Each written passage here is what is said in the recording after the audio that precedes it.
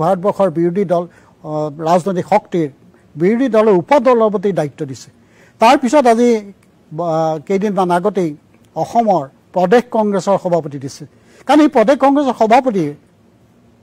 এতিয়ালৈকে আমি আগতেই কৈছোঁ যে 30 গৰাকী ইতিমধ্যে সভাপতি হৈছে 31তম সভাপতি গৌৰৱ গগৈ কিন্তু গৌৰৱ গগৈৰ সন্মুখত বহু প্ৰত্যাহ্বান ইতিমধ্যে যেটো আপোনাৰ সকলোৱে জানে সমগ্ৰ অসমৰ শ্ৰোতা দৰ্শকে জানে যে গৌৰৱ গগৈক লৈ সাধাৰণতে বিৰোধী বুলি শাসনত থকা দলটো আৰু চৰকাৰখনৰ কিছু ব্যক্তিয়ে গৌৰৱ গগৈ এনেকুৱা ধৰণৰ দুটামান বিষয়ক লৈ এনেকুৱা ধৰণৰ সমালোচনা আৰম্ভ কৰিলে ব্যক্তিগত সমালোচনা হওক বা বিভিন্ন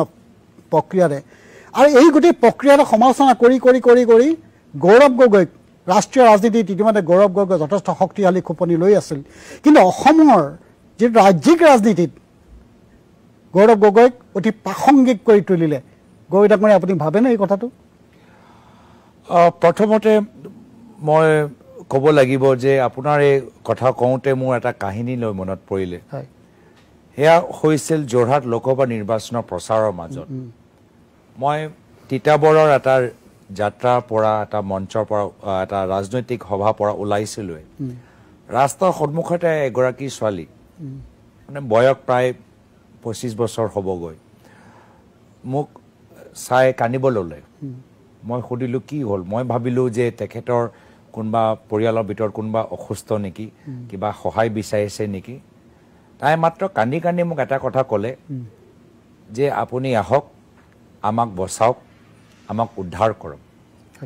আৰু এই যে কথা তাই ভাল ঘৰৰ ছোৱালী আছিল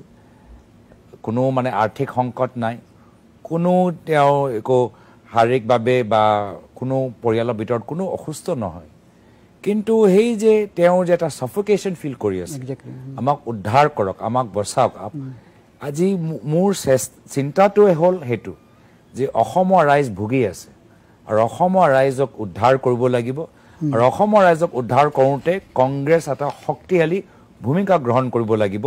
আৰু অসমৰ ৰাইজক এই শান্তিয়ে উশাহ ল'বলৈ যে এটা পৰিস্থিতি আমি সৃষ্টি কৰিব পাৰোঁ তাৰ কাৰণে যি মুখ কৰিব লাগে বা তাৰ কাৰণে মোৰ যি ভূমিকা সেই ভূমিকাটো মই পালন কৰিম আৰু নিশ্চয় কিবা এটা দীৰ্ঘদিনৰ যদি আমি লক্ষ্য লওঁ ৰাস্তাত ঘাট প্ৰতিঘাত থাকিবই স্বাভাৱিক কথা কিন্তু মোৰ আজিলৈকে সেই ছোৱালীৰ এই চকু পানীটো এতিয়াও মোৰ মনত পৰিছে আৰু একে কথাখিনি বহুতে মোক কৈছে তাই যিদৰে ক'লে বহুতে ক'বলৈ নোৱাৰে কিন্তু বহুতে সেই কথাটো সেই বেদনা মোৰ সন্মুখত ব্যক্ত কৰিছে আমাক উদ্ধাৰ কৰক আমি উশাহ ল'ব পৰা নাই আমি কথা ক'ব পৰা নাই এই যে স্বাধীনতা সেইটো মই সেই শান্তি আমাৰ চেষ্টা হৈছে যে আমি অসমত ঘূৰাই লৈ আনো মানে আপোনাৰ বিপৰীত আপোনাৰ অতি ব্যক্তিগত কিছুমান বিষয় সঁচা মিছা এটা বেলেগ বিষয় ৰাজনৈতিক ক্ষেত্ৰখনত এইবিলাক চলি থাকে এই যিটো এটা আক্ৰমণাত্মক এটা মনোভাৱ কেইজনমান ব্যক্তিয়ে বা চৰকাৰৰ প্ৰতিনিধিৰ এই গোটেই বিষয়টো আপুনি নাভাবে না আপোনাক কোনটো পৰ্যায়লৈ ওপৰলৈ গৈ যাব এটা প্ৰাসংগিক কৰি তুলিছে দেখো অসমৰ ৰাজনৈতিক ক্ষেত্ৰখনত চাওক তেওঁলোকে এই ধৰণৰ ৰাজনীতি কিয় কৰিছে মই বুজি নাপাওঁ যেহেতু আপোনালোকৰ কোৱাৰ দৰে যিদিনা এই কাহিনী আৰম্ভ হ'ল তেওঁলোকৰ ফালৰ পৰা একেদিনাই মোৰ দলৰ নেতৃত্বই মোক জনালে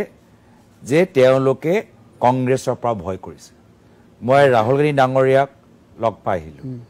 আৰু ৰাহুল গান্ধী ডাঙৰীয়াই মোক ক'লে যে তেওঁলোকে গোটেই অপপ্ৰচাৰ কিয় চলাইছে যে ভৱিষ্যত আমি যদি ভালদৰে খোজ লৈ থাকোঁ আমাৰ কংগ্ৰেছ চৰকাৰ আহিব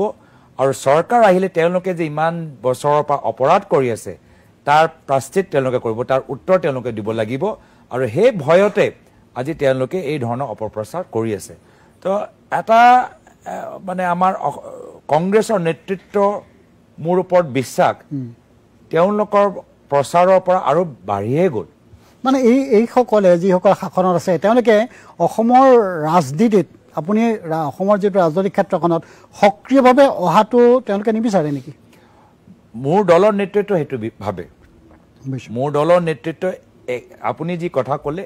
একে কথা তেওঁলোকে ক'লে যেতিয়া প্ৰথম দিন এই কাহিনীবোৰ ওলালে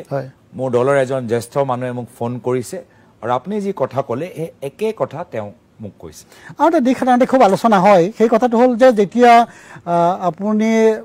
কলিয়াবৰ লোকসভা সমষ্টিৰ পৰা গ'ল, তাৰপিছত যোৰহাটৰ পৰা গ'ল, তাৰপিছত এতিয়া বিৰোধীৰ বিশেষকৈ উপদলপতি হ'ল পাৰ্লিয়ামেণ্টত। সেই গোটেই বিষয়টো হ'ল আপোনাৰ খুব কম বয়সতেই ভাৰতবৰ্ষত ৰাজনীতিত চাব গ'লে এটা বৰ বেলেগ এটা দৃষ্টিভংগী ইয়াত আছে। আৰু আন এটা বিষয়টো হ'ল আপোনাক আকৌ অসমতো প্ৰদেশ কংগ্ৰেছৰ সভাপতি কৰি দিলে। গতিকে এই গোটেই এটা ব্যতিক্ৰম নহয়নে ৰাজনীতিত? নহয়, আৰু নিশ্চয় মই দলৰ প্ৰতি কৃতজ্ঞ, যিহেতু এটা দলৰ সিদ্ধান্ত। দলে কেতিয়াও এজন ব্যক্তিকেন্দ্ৰিক নীতি নলয়। দলৰ নেতৃত্ব চাই যে দলটোক আমি কেনেদৰে শক্তিশালী কৰিব পাৰোঁ আৰু ৰাইজৰ ওচৰত কেনেকৈ আমি লৈ যাব পাৰোঁ। তো এই ক্ষেত্ৰত যে আমাৰ দলৰ নেতৃত্ব মোক যোগ্য ভাবিলে যে পাৰ্লিয়ামেণ্টৰ ভিতৰত উপদলপতি ভূমিকা, লগে লগে প্ৰদেশ কংগ্ৰেছৰ সভাপতি ভূমিকা, হাতত মাত্ৰ 8-9 মাহ, যোগ্য যে ভাবিলে মই তাৰ বাবে কৃতজ্ঞ। আৰু মোক যি দায়িত্ব দিয়ে মই 100% মানে জোৰ লগাই উইথ ফুল চিনচিয়াৰিটি মই কৰোঁ। মোৰ কাৰণে কোনো কাম সৰু নহয়, মোৰ কাৰণে চব কাম গুৰুত্বপূৰ্ণ, মোৰ কাৰণে কোনো অঞ্চল মানে কম গুৰুত্বপূৰ্ণ নহয়। আমি চবতে আমি জোৰ দিবলৈ বিচাৰোঁ, সেয়া বিটিয়াৰে হওক বা পৰৱৰ্তী সময়ত কাৰ্বি আংলঙতে হওক। হয়, সময়টো বৰ গুৰুত্বপূৰ্ণ হ'ব। যিটো সময়ত আপুনি অসমৰ নেতৃত্ব লৈছে সভাপতি হিচাপে, এই সময়টো বৰ গুৰুত্বপূৰ্ণ, কাৰণ ২৬ৰ নিৰ্বাচনত খুব বেছি ৩০০ মানে আমি যদি চাওঁ ৩০০মান দিন আছে। গতিকে এই গোটেই সময়ত আপুনি বহুত দৌৰিব লাগিব নিশ্চয়। কিন্তু এটা কথা নিশ্চয় আমি আলোচনা কৰিবলৈ বা ৰাইজৰ মাজত বিভিন্ন সময়ত আমি সাংবাদিক হিচাপে গম পাই থাকোঁ যে আপোনাৰ ওপৰত বহুকেইটা প্ৰত্যাহ্বানৰ সন্মুখীন আছে। আমি সেই ভিতৰলৈ নাযাওঁ, দলৰ কথা বা বাহিৰৰ কথা বা ৰাষ্ট্ৰীয় নেতৃবৰ্গৰ কথা। কিন্তু এই গোটেই যিমানেই প্ৰত্যাহ্বান নহওক কিয়, এগৰাকী ৰাজনৈতিক নেতা হিচাপে গোটেই নিৰ্ভৰ কৰে সাধাৰণতে ৰিজাল্টটো, কিন্তু নিৰ্বাচনৰ ফলাফলৰ ওপৰতে নিৰ্ভৰ কৰে সকলো বিষয়, ৰিজাল্ট। গতিকে এই ৰিজাল্টৰ ওপৰত যিটো নিৰ্ভৰ কৰে, আৰু কাৰণ কংগ্ৰেছৰ ক্ষেত্ৰত দেখা গৈছে 2014 চনৰ পিছত বিভিন্ন ক্ষেত্ৰত বিভিন্ন কাৰণত ৰাজনীতি এটা বতাহ চলে, বতাহটো হয়তো কংগ্ৰেছৰ পক্ষত নাই। 2014 পিছত বিভিন্ন ক্ষেত্ৰত নিৰ্বাচনৰ ফলাফলবিলাক বৰ ইতিবাচক নহয়। গতিকে এই ক্ষেত্ৰত আপুনি যিহেতু সময় খুব কম আপোনাৰ হাতত, ৰাইজক কি ক'ব যে ৰিজাল্টটো আপোনাৰ পক্ষত নিবৰ কাৰণে বা কংগ্ৰেছৰ পক্ষত নিবৰ কাৰণে এই যে 10 মাহমান আছে তাৰ ভিতৰত আপুনি ৰিজাল্ট আপোনাৰ হাতত আনিব? সন্মুখত কিন্তু আপোনাৰ হেৰিৰ ইলেকশ্যনক আছে, আমাৰ যিকেইটা কাউন্সিলৰ নিৰ্বাচনসমূহ আছে, কিন্তু সেইখিনি নিৰ্বাচনৰ লগতে সেইখিনি হ'ল ছেমিফাইনেল টাইপ আৰু 26ৰ নিৰ্বাচন। গতিকে আপুনি ৰাইজক আপোনাৰ মন্তব্যটো কি দিব এই ক্ষেত্ৰত? মই প্ৰথমতে এটা ভিডিঅ' যোগেদি ৰাইজক এটা বাৰ্তা দিলোঁ যে দলে মোৰ ওপৰত এটা গধুৰ দায়িত্ব দিছে এটা গুৰুত্বপূৰ্ণ সময়ত, আৰু এই ক্ষেত্ৰত আমি ৰাইজৰ সহায় বিচাৰিছোঁ, আমি ৰাইজৰ আশীৰ্বাদ বিচাৰিছোঁ। কংগ্ৰেছ দল অকলে এই প্ৰত্যাহ্বান পাৰ কৰিব নোৱাৰিব যদি অসমৰ ৰাইজৰ সমৰ্থন নাথাকে। আৰু সেইকাৰণে আমি নিজৰ দুৱাৰ মুকলি কৰি আমি নৱপ্ৰজন্ম, বুদ্ধিজীৱীসকলৰ, গাঁৱৰ মানুহসকলৰ, বিভিন্ন সমাজৰ প্ৰত্যেক বৰ্গৰ আমি সহায় বিচাৰিছোঁ, সুপৰামৰ্শ বিচাৰিছোঁ। আমি নকওঁ যে আমাৰ দলৰ ভিতৰত আমি সব সমস্যাৰ উত্তৰ দিব পাৰোঁ, কিন্তু আমি সেইটোও ক'ব পাৰোঁ যে আমি মনপলি নকৰোঁ।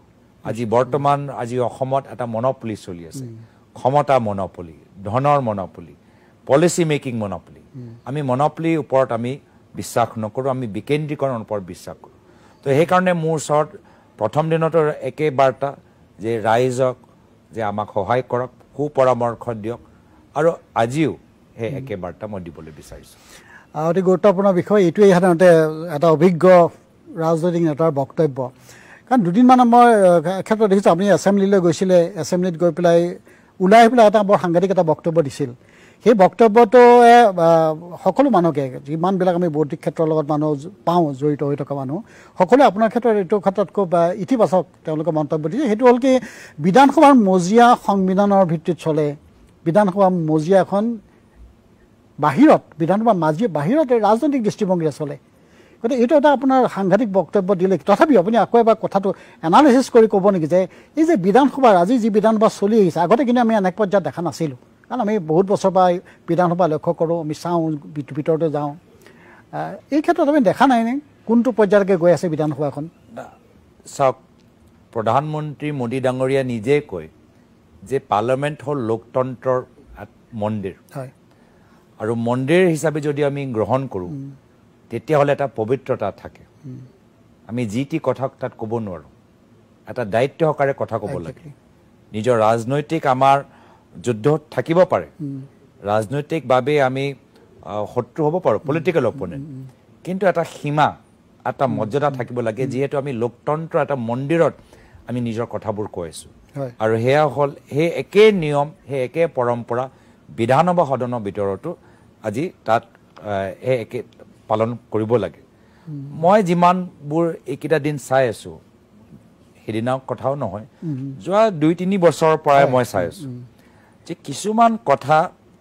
যি কথা ৰাজনৈতিক মঞ্চত ঠিকে লাগে নিৰ্বাচনী সভাত ঠিকে লাগে কিন্তু লোকতন্ত্ৰ মন্দিৰৰ ভিতৰত আমি সোমাব বা কোৱাটো উচিত নহয় সেই ধৰণৰ মন্তব্য এতিয়া ক'বলৈ বিচাৰিছে আমি বুজি পাইছোঁ যে আজি লোকসভা প্ৰচিডিং বাহিৰলৈ যায় বিধানসভা প্ৰচিডিং মানুহে চাই থাকে তাৰ মানে নহয় যে আমি বিধানসভাটো নিৰ্বাচনী সভালৈ পৰিণত কৰিম আনকৈ মই বিজেপি চৰকাৰৰ মন্ত্ৰীখিনিকো দেখা পাওঁ প্ৰধানমন্ত্ৰী মোদী যিখিনি কথা নিৰ্বাচনী বক্তৃতাত ক'ব বাহিৰত সেইখিনি কথা সদনৰ ভিতৰত নকয় কেন্দ্ৰীয় মন্ত্ৰী অমিত শ্বাহ ডাঙৰীয়া বাহিৰত ক'ব কিছুমান কথা ক্ৰনলজি কথা ক'ব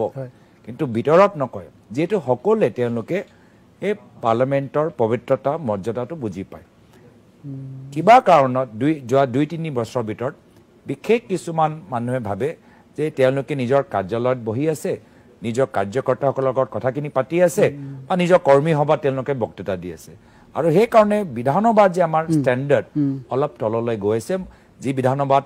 ইয়াৰ পূৰ্বে কিমান আমাৰ অসমৰ জ্যেষ্ঠ প্ৰাক্তন মুখ্যমন্ত্ৰীসকলে নিজৰ কথাখিনি প্ৰকাশ কৰিছে অসমৰ জাতি লৈ অসমৰ স্বাভিমান লৈ ভাষা লৈ আজি সেইকাৰণে মই দুখিত যে সেই সদনত আজি এনেধৰণৰ কথাবোৰ আমি শুনিবলগীয়া হৈছে সেইটো এটা ভাৰতবৰ্ষৰ গণতন্ত্ৰ সেইটো এটা সৌন্দৰ্য যে মানে বিধানসভাৰ ভিতৰত বা লোকসভাৰ ভিতৰত যি সাংবিধানিক দৃষ্টিভংগীৰে পৰিচালিত হয় বাহিৰত সকলো এটা ৰাজনৈতিক দৃষ্টিভংগীৰে পৰিচালিত হয় গৌৰৱ গগৈ ডাঙৰীয়া এটা কথা আমি যদি চাওঁ যে হয় আপুনি যদি যেতিয়া দায়িত্ব লৈ আহিছে 2014 পৰা আমি আগতে কৈছোঁ যে কংগ্ৰেছৰ বিভিন্ন ক্ষেত্ৰত এটা অসমত প্ৰদেশ কংগ্ৰেছৰ বিভিন্ন ক্ষেত্ৰত এটা নেতিবাচক দিশেৰে আমি ৰিজাল্টবিলাক দেখিছোঁ কিন্তু 2026 আহিছে 26ত সাধাৰণতে সকলো ধৰণৰ নিৰ্ভৰ কৰিব আপোনাৰ ওপৰত বা কংগ্ৰেছ দলৰ ওপৰত বিৰোধীক ঐক্যবদ্ধ কৰাৰ ক্ষেত্ৰত বা বিভিন্ন ষ্টেপ লোৱাৰ ক্ষেত্ৰত কিন্তু এইটো কথাও ঠিক যে 26ত কোনটো পৰ্যায়ত আপুনি দলক নিব সেইটোৰ ওপৰতে কিন্তু আপোনাৰ ৰাজনৈতিক কেৰিয়াৰ নিশ্চয় নিৰ্ভৰ কৰিব ঠিক একেদৰে প্ৰদেশ কংগ্ৰেছ দলটোৰো ভৱিষ্যতৰ ক্ষেত্ৰত নিৰ্ভৰ কৰিব কাৰণ দুটা কাৰ্যকাল ইতিমধ্যে কংগ্ৰেছ বাহিৰত আছে আকৌ যদি তৃতীয় কাৰ্যকালটো যদি বাহিৰত যাবলগীয়া হয় নিশ্চয় আপোনাৰ দলৰ মজিয়াত বা দলৰ তৃণমূল পৰ্যায়ৰ মাজত এটা হতাশাৰ সৃষ্টি হৈ আহিব পাৰে গতিকে তাৰ লগতে যিটো আপোনাক প্ৰদেশ কংগ্ৰেছৰ দায়িত্ব দিছে গতিকে আপোনাৰ নিজৰ ৰাজনৈতিক কেৰিয়াৰৰ নিশ্চয় এটা প্ৰশ্ন থাকে এই গোটেই বিষয়টোত আপুনি নিশ্চয় চিন্তা চৰ্চা কৰিছিল আপোনাৰ প্ৰশ্নৰ ওপৰত চিন্তা কৰোঁতে মই নিজকে নিজৰ ব্যক্তিগত ভৱিষ্যলৈ মই সীমিত কৰিবলৈ বিচৰা নাই মই পুনৰবাৰ মই সেই কাহিনীলৈ গুচি গৈছোঁ যে আজিৰ তাৰিখত অসমৰ ৰাইজে মুক্তভাৱে নিজৰ কথাবোৰ ক'ব নোৱাৰে সেয়া হৈছে আটাইতকৈ গুৰুত্বপূৰ্ণ কথা আজি আপুনি মোক সুধিছে যে যদি আমি অহা নিৰ্বাচন যদি আমি পৰাজিত হওঁ কংগ্ৰেছৰ কি ভৱিষ্যত হ'ব মই সুধিবলৈ বিচাৰিছোঁ যে ৰাইজৰ কি হ'ব কাৰ্বি আংলঙত কি হ'ব বিটিআৰত কি হ'ব গুৱাহাটীত কি হ'ব আমাৰ থলুৱা মানুহৰ কি হ'ব থলুৱা উদ্যোগৰ কি হ'ব সৰু কণ্ট্ৰেক্টৰ কি হ'ব সাংবাদিক মানে জগতটো জীয়াই থাকিব নে নাথাকে তো আমাৰ দলৰ ৰাজনৈতিক ভৱিষ্যতকৈ আমাৰ সন্মুখত বহুত ডাঙৰ প্ৰশ্ন অসমলৈ আছে যে আজিৰ তাৰিখত যে অৰ্থনৈতিক যি স্থিতি য'ত মানুহ ইমান দুখীয়া হৈ গৈছে যে হিতাধিকাৰী হোৱা বাহিৰে তেওঁলোকৰ ওচৰত কোনো বিকল্প নাই আজিৰ তাৰিখত থলুৱা উদ্যোগ কোনো আজি বিকল্প নাই আজি বাহিৰৰ উদ্যোগবোৰ আহি আছে হাজাৰ হাজাৰ বিঘা তেওঁলোকে পাইছে থলুৱা উদ্যোগখিনি নাপায় তো মই উল্টা ভাবোঁ কি যদি আমি নিজৰ লক্ষ্যত আমি ক'ৰবাত আমি পিছ পৰি যাওঁ অসমৰ মানুহৰ কি অৱস্থা হ'ব আৰু তাৰ বাবেহে তাৰ পৰা মই প্ৰেৰণা পাওঁ